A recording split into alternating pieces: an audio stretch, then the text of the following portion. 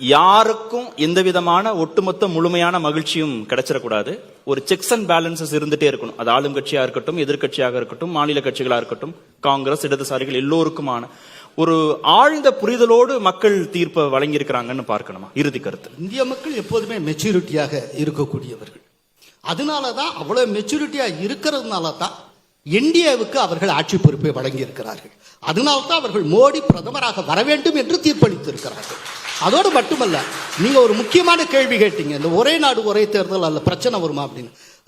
நிறைய சொன்னேன், ஒரு நிமிஷத்துல முடிச்சிடறேன். 2015 Sudarshan Natchiappan committee, standing committee நியமிக்கப்படுகிறது. அதுதான் ஒரே நாடு. அந்த ஒரே நாடு ஒரே தேர்தலை ஆதரிக்கிறோம் என்று சொன்ன கட்சிகள் 3. ஒன்னு ஐக்கிய ஜனதா தளம், இன்னொன்னு தெலுங்கு தேசம், மூணாவது எது தெரியுமா? அதிமுக. வைகைச்செல்வன் சாருக்காக நான் நினைவுபடுத்த விரும்புகிறேன். அவர் அன்னைக்கு ஏற்றுக்கொண்டார்கள். வேணும்னு சுதர்சன் நாச்சியப்பட்டை கேட்டு தெரிந்து கொள்ளலாம். இப்ப என்ன அப்படின்னா, ரசிக்கிறதா வேண்டாம், ஒரு வாரத்துக்கு முன்னால ஐக்கிய ஜனதா தளத்தினுடைய தலைவர் கேசி தியாகி பேட்டி கொடுத்திருக்கிறார். நாங்கள் ஒரே நாடு ஒரே தேர்தலை ஏற்றுக்கொள்ளுகிறோம், ஏற்கனவே சொல்லி இருக்கிறோம் அப்படின்னு. அதனால அதை இம்ப்ளிமெண்ட் பண்றதுல சிக்கல் இருக்காது.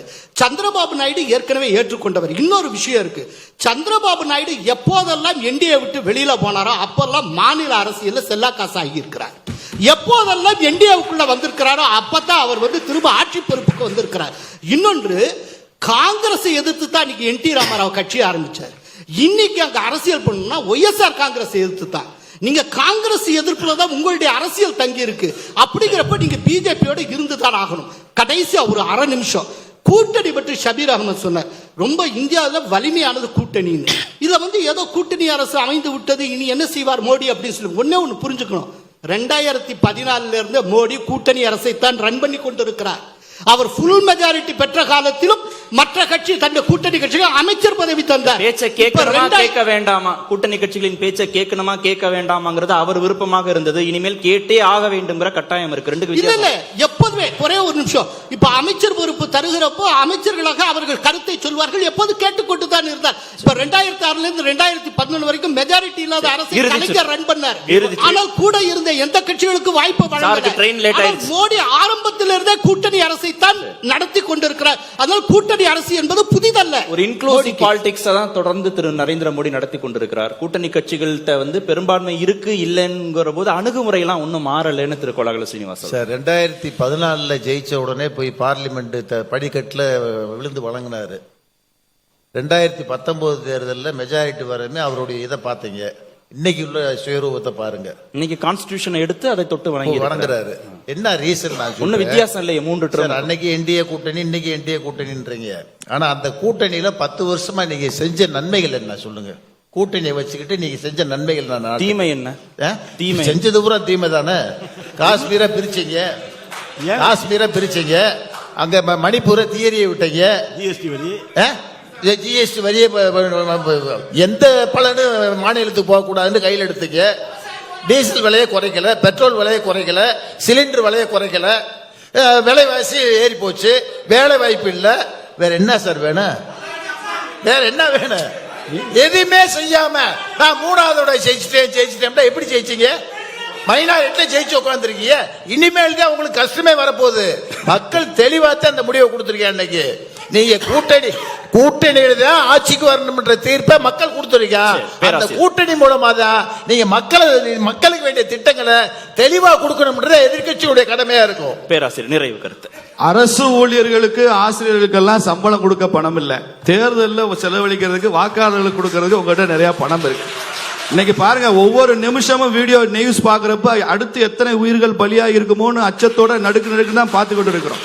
அவ்வளவு மோசமான ஆட்சி. இத்தனை பேர் சாவுங்கிறது எங்க நடக்குது? இதை திராவிட மாடல் ஆட்சின்னா இத்தனை பேர் கள்ளச்சாராயத்துல பணி கொடுக்கறதா திராவிட மாடல் ஆட்சி? நான் குடிக்கடல இல்ல. குஜராத்ல நீங்க பேசுறது இருக்கு. அதான் 500 பேர் விசச்சாராயம் குடிச்சு செத்துருக்காங்க குஜராத்ல. அங்க பிரைம் மினிஸ்டர் மோடி ராஜினாமா பண்ணாரா? நான் குடிக்கடல. நீங்க பேசுறப்ப நான் குடிக்கடல. சரி, குடிக்கிட வேண்டாம், யாரும் குடிக்கிட. அதனால இந்த ஆட்சி எப்படி நடக்குமோ, எப்படி இது ஒற்றுமையாக இருக்குமோன்னு அண்ணன் ஷபீர் மாதிரி உள்ளவங்க ரொம்ப கவலைப்பட வேண்டாம். பொறுப்புள்ள எதிர்கட்சியாக நீங்கள் எப்படி நடந்து கொள்ள வேண்டும், இந்த இந்தி கூட்டணி 5 வருஷம் நிலைக்கணும்னு நாங்க நினைக்கிறோம். நிலைக்குமான்னு நீங்க சொல்லுங்க எங்களுக்கு. ஓகே மது, ஏன்னா இந்தி கூட்டணி தலைவர்கள்லாம் ஒருத்தர் அப்படி கையை பிடிச்சே போஸ்ட் கொடுக்குறாங்க. விட்டா ஒருத்தனை விட்டு ஒருத்தர் ஓடி போயிருவாங்கன்றனால தான் அப்படி பிடிச்சு கொண்டே நின்னு. ஓகே, நான் அவருக்கான கேள்வியோட எங்களுக்கு நீங்க தான் சொல்லணும். சரி, அவருக்கான கேள்வியோட போயிடுறேன்.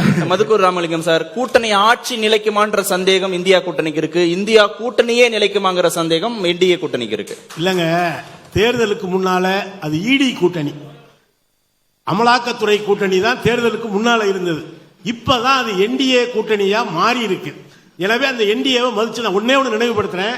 அண்ணன் வைகை அண்ணனுக்கும் தெரியும், இதே திரு வாஜ்பாய் அவர்கள் பிரதமராக இருந்த பொழுது அம்மையார் ஜெயலலிதா ஆதரவோடு அந்த ஆட்சி இருந்தது. திரு வாஜ்பாய் என்ன சொன்னார்னா, இவங்க கூட்டணி வச்சு எனக்கு இரவு தூக்கமே வருவதில்லை என்று சொன்னார். அன்றைக்கு வாஜ்பாய் அவர்களுக்கு தொலைந்த தூக்கம் இன்றைக்கு நம்முடைய பிரதமர் மோடி அவர்களுக்கு அந்த தூக்கம் தொலைய போகிறது. அவர் சொன்னார், சந்திரபாபு நாயுடு அப்ப ஆதரிச்சார்னு.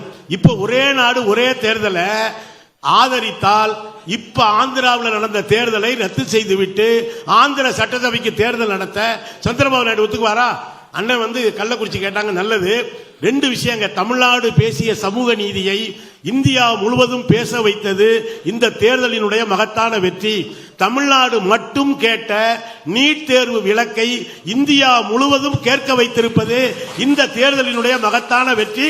இந்த நீட் தேர்வு பிஜேபி எவ்வளவு பெரிய மோசடியை நடத்தி கொண்டிருக்கிறது, தகுதி தரம் என்கிற பெயரில் என்பதற்கு மிகப்பெரிய சாட்சியமாக இருக்கிறது. பாட்டாளி வர்க்கம் பற்றி பேசிய கம்யூனிஸ்ட் கட்சியை கூட்டாளி வர்க்கம் பற்றி பேச வைத்திருப்பது இந்த தேர்தலின் வெற்றி. பாட்டாளிகளுக்கு எப்பொழுதுமே கூட்டாளிகள் உண்டு.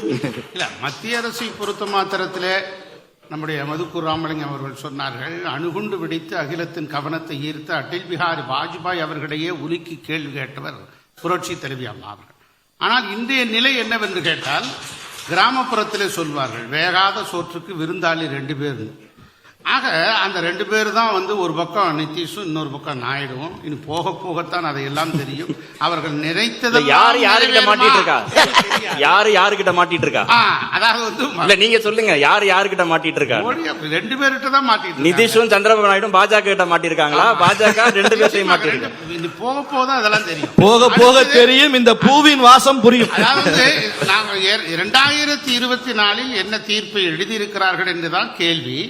நாங்கள் பணிவோடு கேட்கிறோம், அடக்கத்தோடு கேட்கிறோம், அன்போடு கேட்கிறோம். வாக்காளர் பெருமக்கள் தீர்ப்பை திருத்தி எழுத வேண்டும். கள்ளக்குறிச்சியில் 50க்கும் மேற்பட்டவர்கள் கள்ளச்சாராயத்தால் ஸ்டெர்லைட் ஆலையில 15 பேரை சுட்டு கொண்டீங்களேங்க, சுட்டு கொண்டீங்களேங்க, அதெல்லாம் நீங்க பார்க்க வேணாமா? போதும். இல்ல ஸ்டெர்லைட் ஆலையில போராடின மக்களை 15 பேரை சுட்டீங்களே, 15 பேரை சுட்டீங்களே, தெரியாதுல்ல சொன்னாரு பழனிசாமி. ராஜினாமா செய்யுங்கள் கேள்வி எழுந்திருக்கிறது. மக்கள் தீர்ப்புகளை திருத்தி எழுதுங்கள். ஷபீர், நிறைவு செஞ்சிருங்க நிகழ்ச்சியை. நிறைவு கருத்து. 2024 தேர்தல் என்பது தமிழகத்திலிருந்து ஒரு செய்தி இந்தியாவுக்கு சொல்லி இருக்கிறது. தமிழ்நாட்டுல பாஜகவுக்கு ஒரு இடம் கூட கிடையாது அப்படின்றதுதான் அந்த செய்தி. நீங்க 40 தொகுதிகள்ல நாம் தமிழர் போட்டிடுறாங்க, 10% ஓட் பேங்க நிரூபிக்கிறாங்க. பணம் இல்ல, சிம்பல் இல்ல, ஏதோ ஒண்ணு பண்ணி 8% பண்றாங்க. ஆனா பாஜக 23 இடத்துல லோட்டஸ் சிம்பலோட, ஒரு பக்கம் மோடி, இன்னொரு பக்கம் காசு, இன்னொரு பக்கம் மீடியா, இன்னொரு பக்கம் இடி, ஐடி, சிபிஐ, அதுக்கப்புறம் போதா குறைக்கு ஒரு ஓபிஎஸ் வேற, இன்னொரு ஐபிஎஸ் வேற, எல்லாரையும் வச்சுக்கிட்டு உங்களால 11% தான் அடைய முடிந்திருக்கிறது. அப்படின்னா இதுதான் பாஜகவுடைய வளர்ச்சி. இதுக்கு மேல பாஜக வளரணும் அப்படின்னா தமிழகத்தினுடைய நலனை பற்றி அவர்கள் யோசிக்க வேண்டும், தமிழக மக்களை பற்றி அவர்கள் யோசிக்க வேண்டும். அதை அவர்கள் செய்வதில்லை அப்படின்றதா ஒரு பெரிய குற்றச்சாட்டு. 2வது என்ன சொல்றாங்க, நாங்க கழகங்கள் இல்லா துணையோட நாங்க வந்திருக்கோம், எந்த கழகத்துடைய துணையும் இல்லாம வந்திருக்கோம் அப்படின்னு. ஆனால் ஒரு கழகத்தை அழித்து விட்டு தான் நாங்கள் எங்க கட்சியை வளர்ப்போம் அப்படின்றதுதான் தொடர்ந்து பண்ணிட்டு இருக்காங்க. அவங்க நடைமுறையே அப்படிதான் இருக்கு. சோ எப்போ இன்னொன்னு கோலாகல ஸ்ரீனிவாசன் சார் சொன்னாரு, தமிழ்நாட்டுல ஒரு இருதுருவ அரசியல் முடிவுக்கு வந்து விட்டது, ஒரு முக்கோண அரசியல் அப்படின்னு. முக்கோண அரசியலுக்கு தமிழ்நாட்டுல வித்திட்டதே மதுரை மண் தானே. விஜயகாந்த் கொண்டு வந்தாங்கல்ல 2005, அவர் எதிர்கட்சி தலைவரா வந்தார் இல்லையா? ஆனால் எப்போ அவருக்கு சரிவு ஏற்பட்டது? கமலும் இங்கதான் தொடங்கினாரு. எப்போ அவருக்கு சரிவு ஏற்பட்டது? அவர் எப்போ போய் 2014 மாற்றம் தரும் மதுரை அப்படின்னு ஒரு தலைப்பு வச்சு பேசுவோம். நன்றி. நிகழ்ச்சியில் பங்கேற்ற மதுரையில தான் மாற்றம் வரும் சார். பிஜேபி 2ஆம் இடம் வந்திருக்கிறது. இதுல மதுரையில தான் மாற்றம் உருவாக போகிறது.